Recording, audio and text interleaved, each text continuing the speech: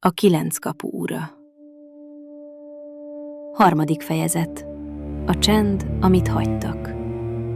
Varken hangja keményebb lett. Vedd el. Erion elengedte a saját kardját és átvette a fegyvert. A keze majdnem túl magasra rántotta. A penge könnyű volt. Nem könnyű, mint egy játék. Egyszerűen csak engedelmes. A karja nem szakadt le, a válla sem tiltakozott minden egyes mozdulatnál. A fegyver olyan gyorsan mozdult a kezében, hogy Erion egy pillanatra meg is ijedt tőle. Darwen ezt meglátta. Nézzétek csak, morogta. A kölyök most jött rá, hogy eddig malomkövet lengetett. Varken nem mosolygott. Ezért kapta Kaelortól azt a kardot. Erion megszorította az új fegyver markolatát. A saját kardja a falnak támasztva nehezen, csendesen pihent mögötte, mintha figyelné.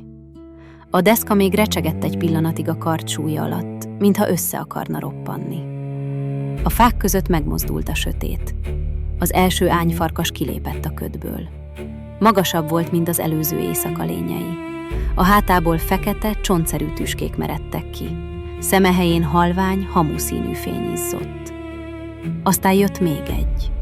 És még egy. Varken felemelte a lándzsáját. Tartani a vonalat! Kiáltott, majd Halvorra nézett. Gondolom, támadsz te is?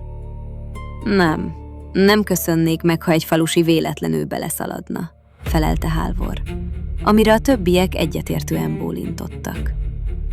Az első ányfarkas neki csapódott a megerősített kerítésnek. 2 cölöp azonnal kitört. A falusiak hátrahőköltek, de szerencsére Darwen ott volt. Pajzsa tompán dörrent, amikor a lény belerohant. A csapás egy lépésnyit hátrébb lökte, de megállította a rohamot.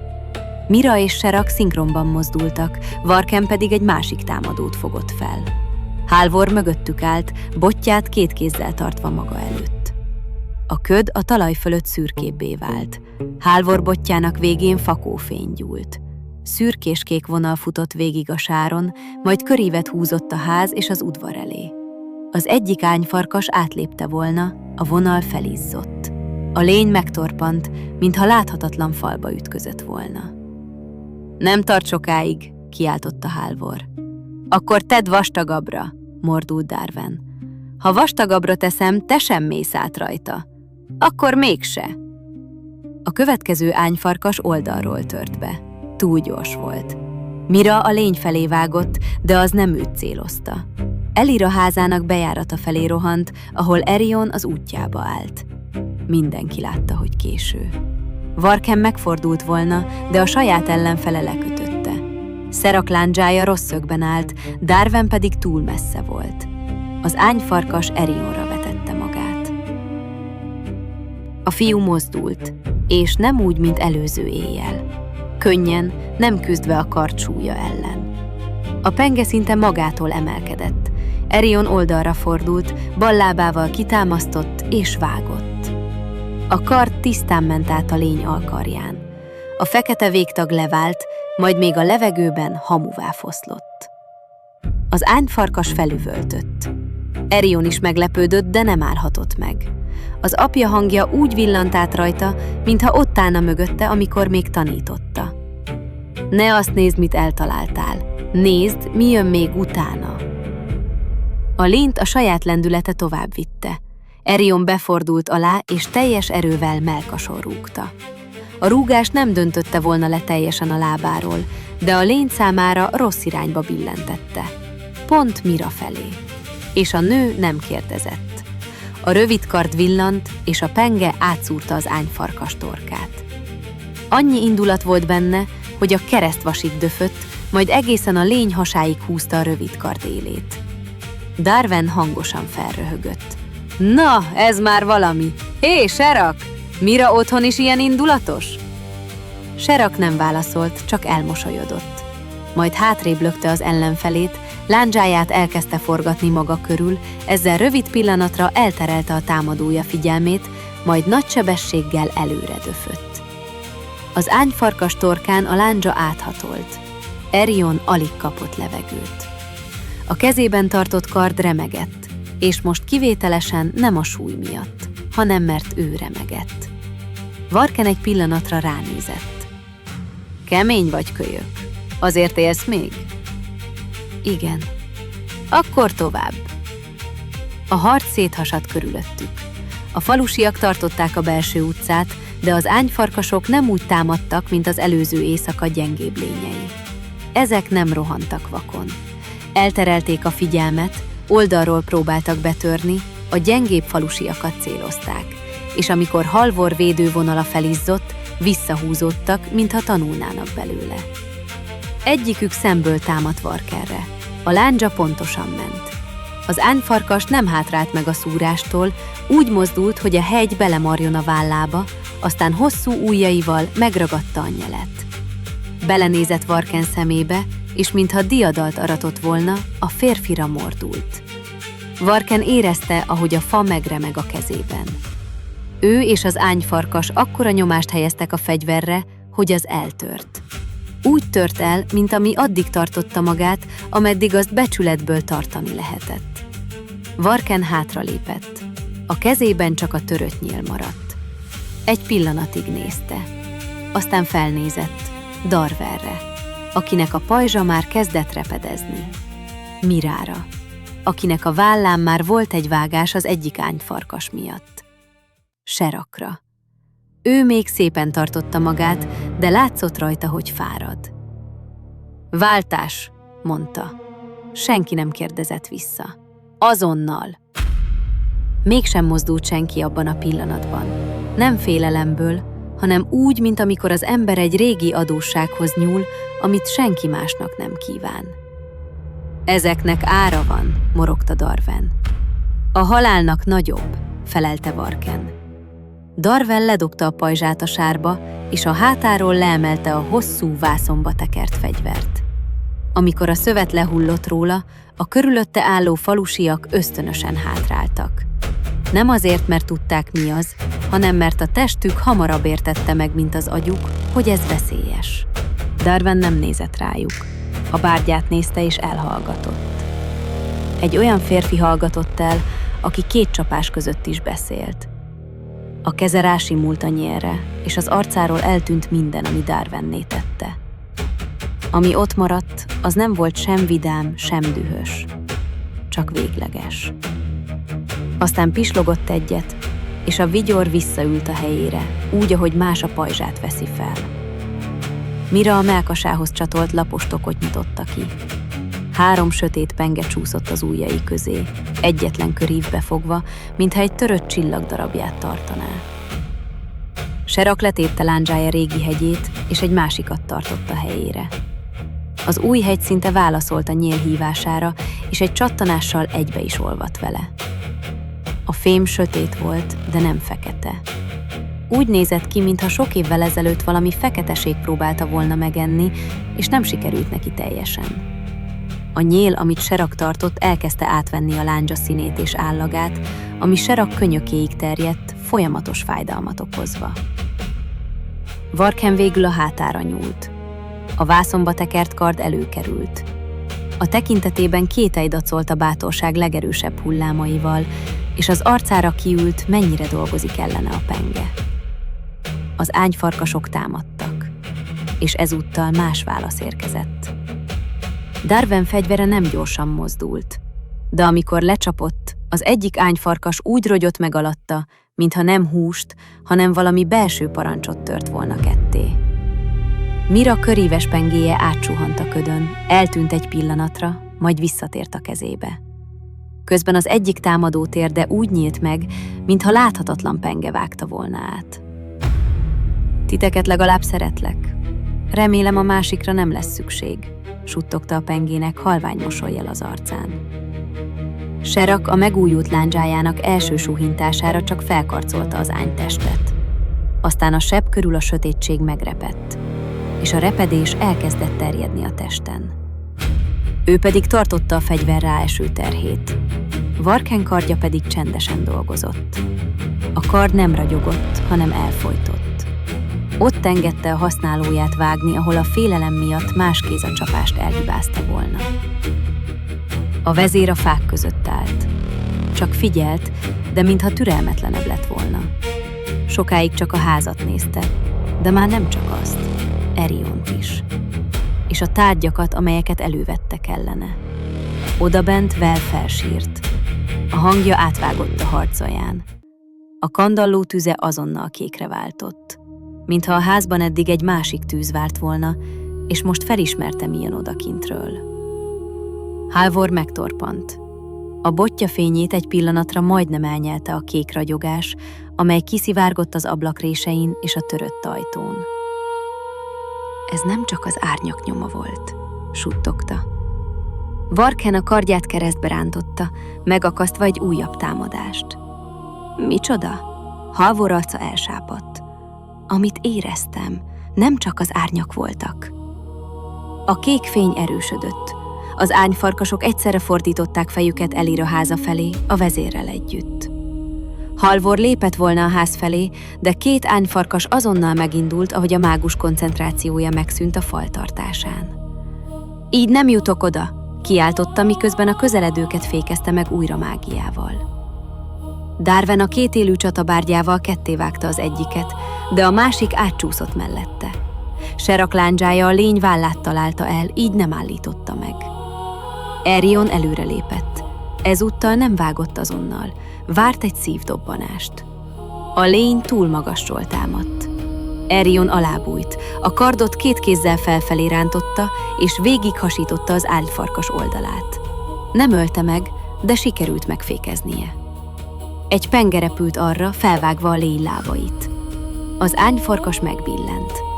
Mira pengéje visszatért, a szörny tértre zuhant. Serak befejezte. Halvor még mindig nem tudott bemenni. A kék fény már a tetőrésein is kiszűrődött.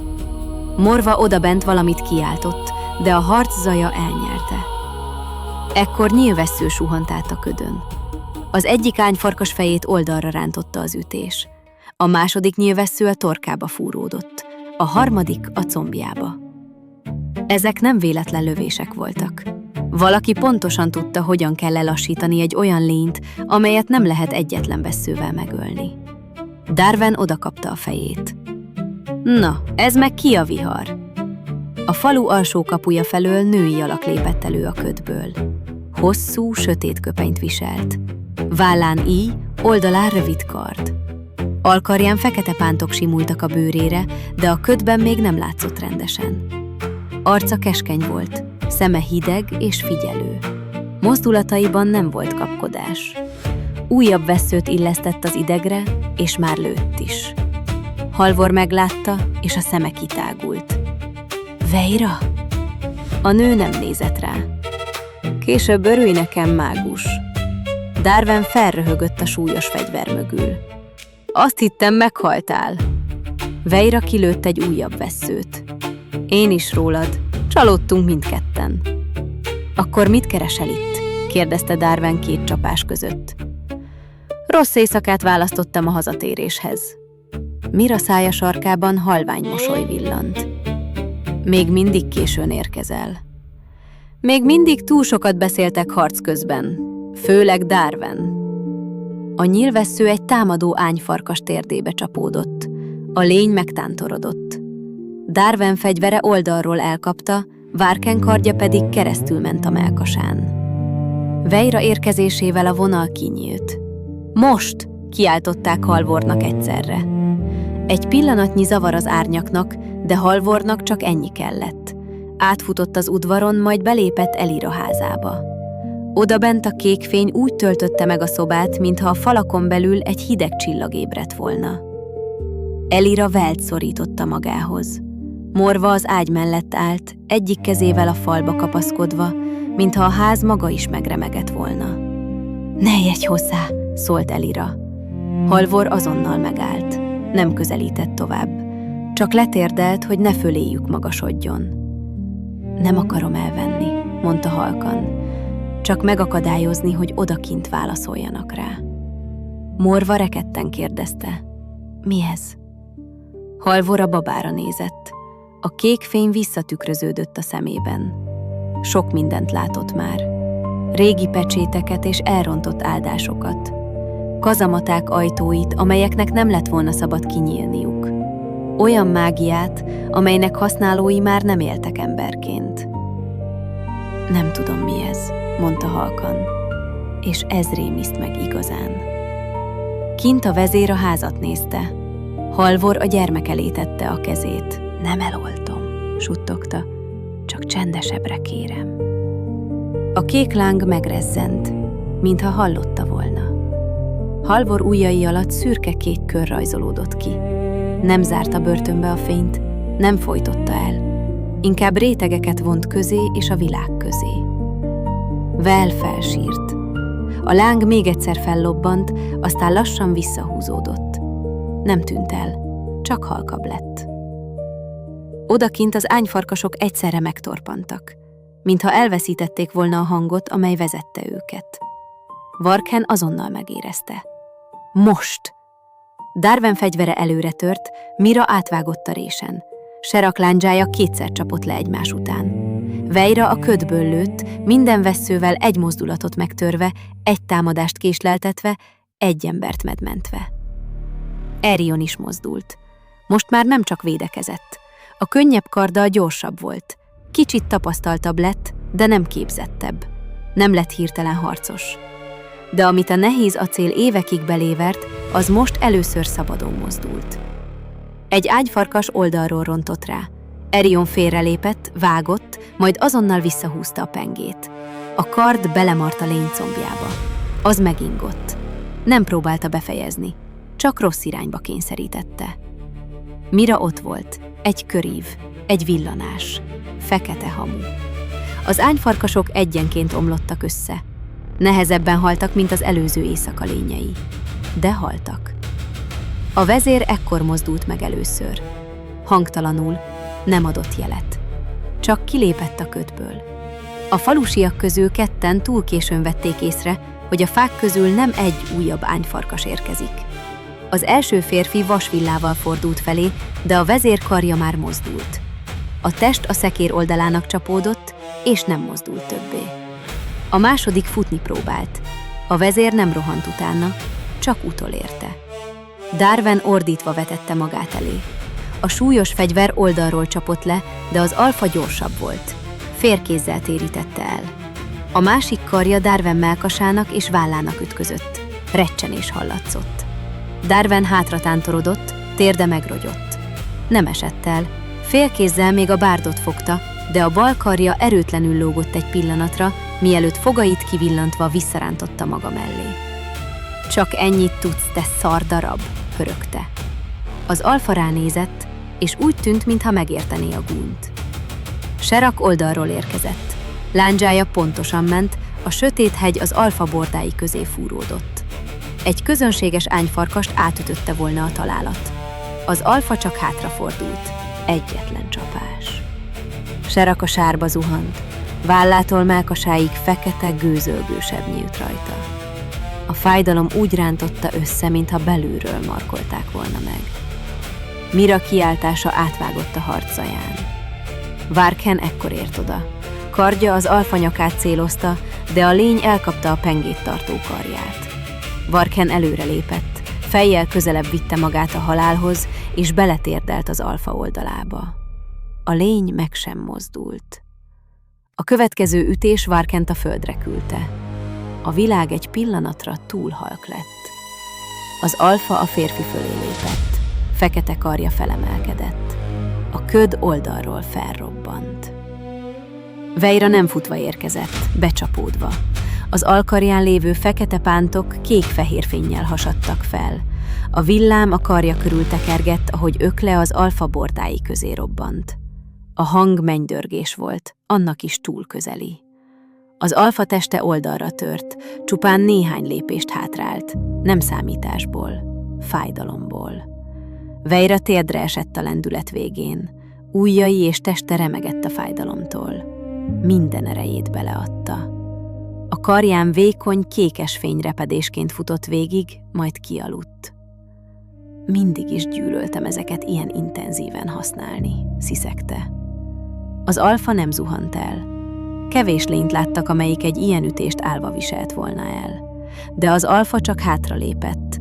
A teste az ütés erejétől oldalra fordult. A válla körül a fekete pára szakadozottan örvény lett. Aztán kiegyenesedett.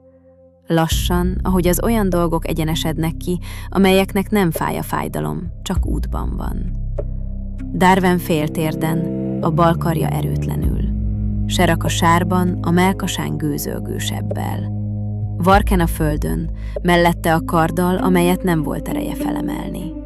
Veira teste még mindig remegett a villántól, és Erion a karddal, ami most kevésnek érződött, mint egy gaj. Az alfa előrelépett, aztán megállt. Nem azért, mert valaki megtámadta volna, senki nem mozdult. Egyetlen penge sem ért hozzá. Az alfa egyszerűen megdermed félúton, ahogy a kar megdermed, amikor a kéz, ami mozgatta, kihúzódik belőle. A feje oldalra billent. Eddig is így tette, valahányszor figyelt, de most volt benne valami más. Eddig úgy billent a feje, mint aki hallgatózik. Most úgy, mint akin keresztül valaki más hallgatózik. És az a valaki messze, a köd, a dombok és a térképek üres foltjai mögött épp elveszített egy hangot, amelyet követett. Mert a házban nem volt már kék fény. Halvor a padlóra szorított tenyérrel térdelt odabent, és a kör, amit Vel köré vont, tartott. A láng ez alatt a takaró alatt lüktetett, halkan és makacsul, de kifelé nem szólt többé. Az ablak sötét volt, a rések feketék. A ház úgy állt a többi között, mint fa, agyag és sár, benne pedig emberek, akik féltek. Az alfa keresett, vagy inkább a valami, ami az alfán keresztül nézett, keresett, és nem talált. A lény, amely 2 éjszakán át a fiú fényének hangját követte idáig, most egy üres ablakot bámult. Mintha a cél, amiért jött, sosem lett volna ott. Mintha a falu egyszerűen lélegzett és túlélt, ahogy a falvak szoktak, és nem volt benne semmi, amiért érdemes lett volna eljönni. Keleten a dombok fölött a fekete ég alja megszürkült.